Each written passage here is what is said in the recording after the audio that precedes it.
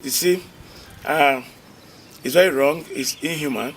Even when the white people came here to enslave us, in comparison, I think what we are doing now is terrible. More even worse than the racist white people. Right now, I started this about 15, 16, 17 years ago. Right when I went to every university institutions, I came out with a team. I said, close their legs and open their brains. That was my definition. I started going after lecturers who were like asking sex for grade.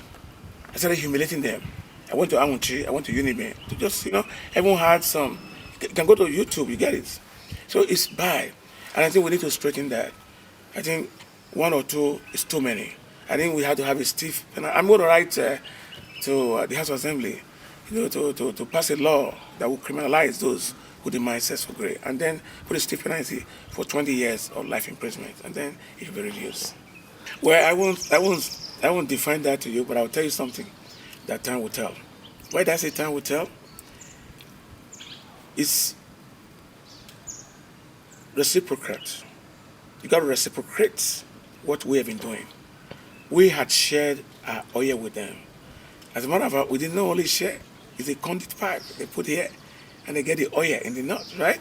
And we did it respectfully because we are very peaceful, lovely people. Now, the ball is in their court.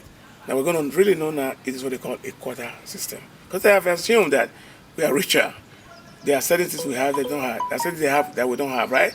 And that's what the bet of, which I didn't agree on, quota system, right? But now we see, that's why I said, time will tell. Well, that's one of the most illegalities in governance. That's why the people are not really, that's why we took history out of our curriculum in school. Because when people know their past, they will know their present and they will know their future. So this government are so terrible. They took those things away. So you don't know your past, you know your present. Now, why would any president spend money outside the budget? That's criminality. That's wrong. So we are watching, and time will tell. Well, what I'd say is that as an astute, I think, a veteran journalist, because your questions, sometimes they can be direct or indirect. That my take for sure is to be on the side of the people. My take by that is that to give kudos to Wike, governor of River State, right? There are many sure I won't agree with, but on this I agree with him 100%, right? He exposed them. We have about 12 flyovers over there, We have a vacancy governor who rather, destroy or impose more taxation on the citizen. Now, realistically, what can you really point to that Gordon Noah Obaseki had done for a citizen? He's head of, as a matter of fact, Gordon Obaseki have entered the Guinness Book of Record as the best man who can use a teleprompter, who write the best MOU, which is a memorandum of understanding. He has just entered the Guinness Book of Record. That's the much I can tell you about that. But however, I'm happy that when I give them an ultimatum that in 24 hours he must tell us what he did with that money, then he brought out his commissioners, confessing like winch, that they have 700 million into the trenches. They admitted to it because you can fool somebody sometime, you can't fool somebody all the time. So we're happy, but I'm in touch with him already. So expect more revelations out of this quagmire. That's why I tell you that, if you are going to talk about, we must as people practice what we preach. You cannot fight land grabbers, perhaps because you think you are more superior than them or you are a governor, and you are the original land grabber. Because the specialty hospital is over 100 years. It's a monument that is selfishly, with so many speculations, without even knowing directions of where it's going to, which is wrong. Because as a governor, it's an obligation that he owns to us to tell us what he's doing. Because governance is about managing people and managing people's resources. They're not God, And because the people are very docile, and they just let these people get away with murder, you know what I mean? So however, to go straight to your point, I'm happy they responded quickly, but I'm in touch with him already. So you're going to have more revelation in that area.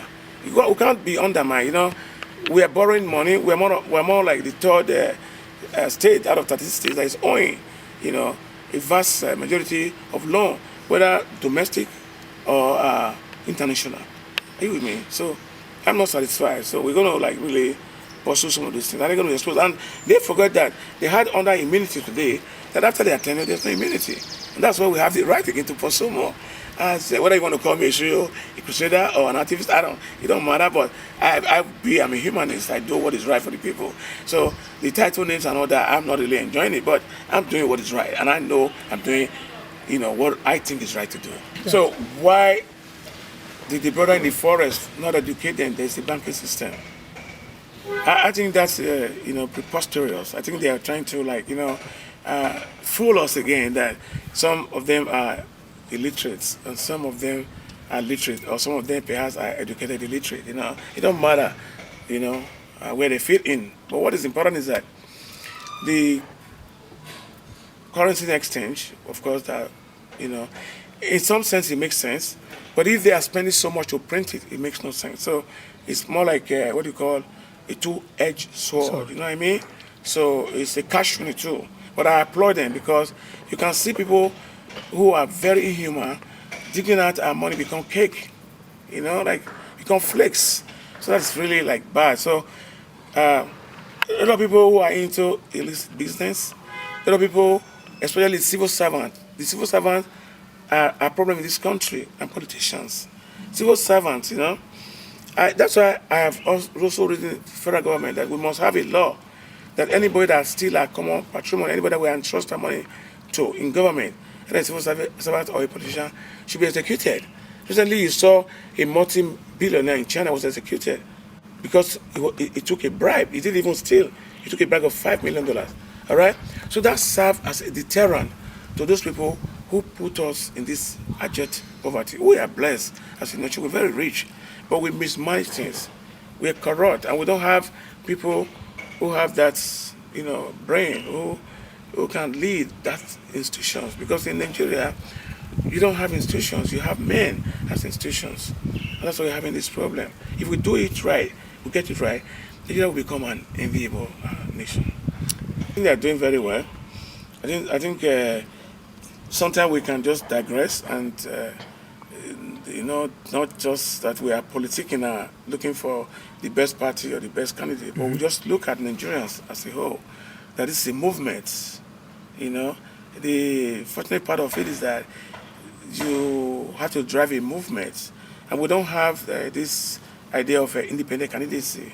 If Obi had contested as an independent candidate with the same movement, it's going to win. But because we don't have it by law now that's possible, and that's why he needed something to use as a platform to get to his destination. Fortunately for him, he chose Labour Party. You know what I mean? And if you look at the statistics, we have more Labour men. You're a Labour man. Certainly, if you're a part of that, you're a family, you're going to vote for your family. You're going to vote for us first. And you also see our, logo here that is family. Like we've been using broom. Sometimes broom gets weak. You throw it in the trash. If you're using umbrella, look at my umbrella. It's a lot of money. It's already torn. But what remains forever is family. So there's no doubt about it that if the election was contested today, that the Labour Party has won already. Because you can see a lot of scandal here and there. You can also see, with respect to Alhaji Bola, Senator Ahmed Tinubu, right? Too many mistakes is wrong. If my child as a 3 years old, cannot say. She will be able to differentiate between APC and PVC card. You know what I mean? So many more. So how many mistakes are we going to really accept for him? Listen, that's somebody who perhaps was thinking of being our president, but I know that's not possible. So I'm saying that, that becomes a credit game. You can see how fluently, how eloquently, how easy to, to see whatever. What essentially that we has for us. Very clear and glaring. And the other area is that we're also having a lot of challenges in that camp because you have the G5. And the G5 said, we're not going to leave PDP. We are not going to be in there and spoil it. And when things are happening like that, then what do you now expect? So you're going to be cashing in from those grace and those blessings. So we're so happy. And if you look at those two today, you look at the numbers of people that want to go register because of obedience, you'll be surprised, So it has increased. I never know that the census or the populations of Edo State is beyond 7 million, more than 7 million. Well, we will be saying we have 5 million people. 2 now, really seeing that Edo has really grown, and Edo, is the heart of this nation. So we lead, and other people follow, other states follow. I can tell you that authoritatively that we're not one who shy away by saying what we think is right. We're not perfect people, but again, for me as a person, I don't want to be politically correct. I say that it is.